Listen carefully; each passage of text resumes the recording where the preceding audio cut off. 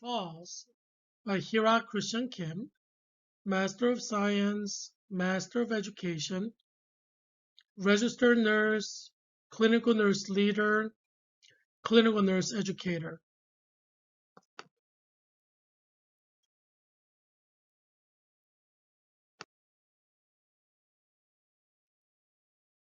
Falls are a serious problem for most hospitals.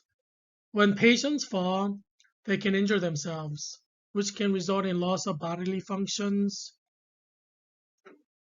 need for surgery, or even death.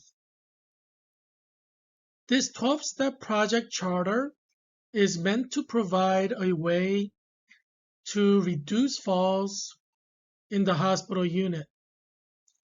This project charter will ask 12 questions and provide answers as a way to provide guidance in workflow redesign.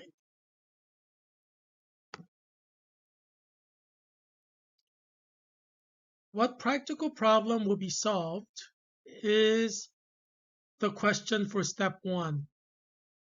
Answer is high number of falls when there is not an effective strategy. A great number of falls can occur that can be prevented. Step 2 question is, what is the project's main purpose? The answer is to reduce patient falls. Step 2 focuses workflow redesign to prevent patient falls. Step 3 questions, what matrix will be improved? What is the current performance for those matrix, and how much improvement is targeted? These are the answers. Metrics is number of falls counted per month. Currently, there are 3 falls per month in the unit on average, although they can vary from month to month. The improvement is to reduce patient falls to 0 per month. Metrics is computed by counting patients who fall in the unit per month.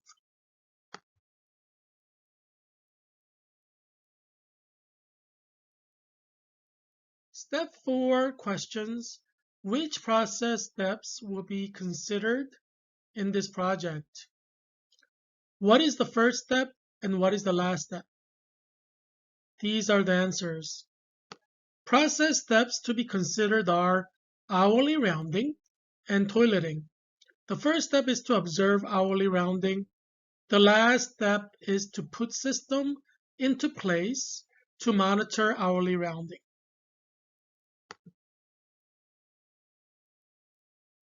Step 5 questions, what is the scope of consideration? Answer is that patients on the unit floor are included, but falls by visitors, nurses, and other non-patients on the unit floor are excluded. Step 6 questions, why is it important? Why is it critical to business success? Answer is that when patients fall in the hospital, insurance will not cover it, and the hospital has to pay for treatments of injuries from falls, and this can lead to serious financial loss. Furthermore, positive patient outcome is important for the patient, and falls are negative patient outcomes in the hospital setting. Step 7 questions, how will internal or external customers benefit from this project? How does the improvement in metrics improve their performance? Answer is that internal or external customers benefit because when falls are prevented, injuries are prevented. Furthermore, improvements in metrics improve performance because hourly rounding can provide more frequent toileting and checkups.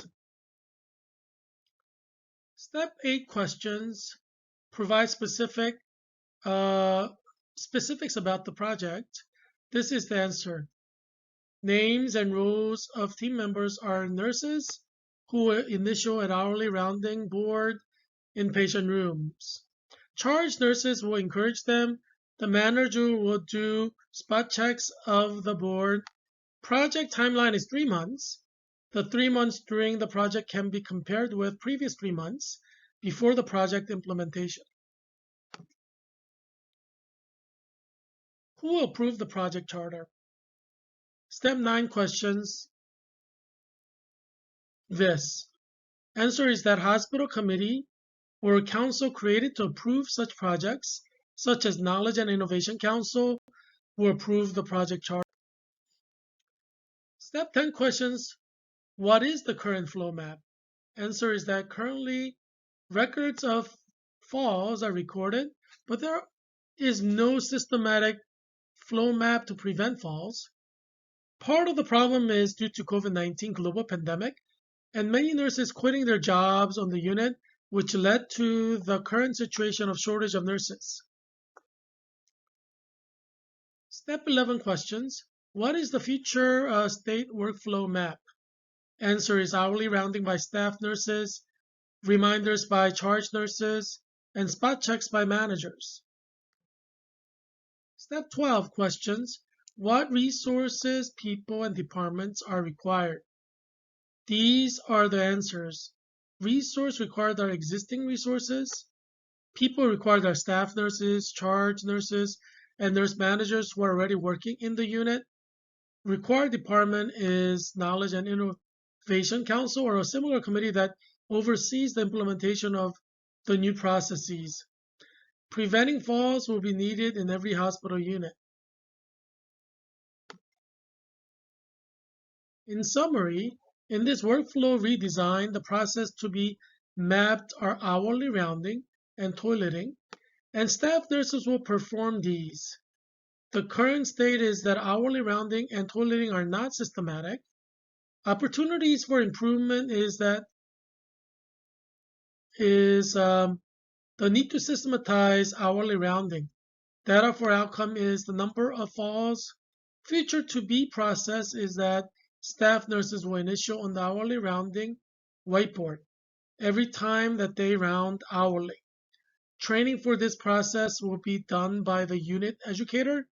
This workflow redesign will go live on the first day of a month, designated by the educator and the manager, and it will be monitored for 3 months.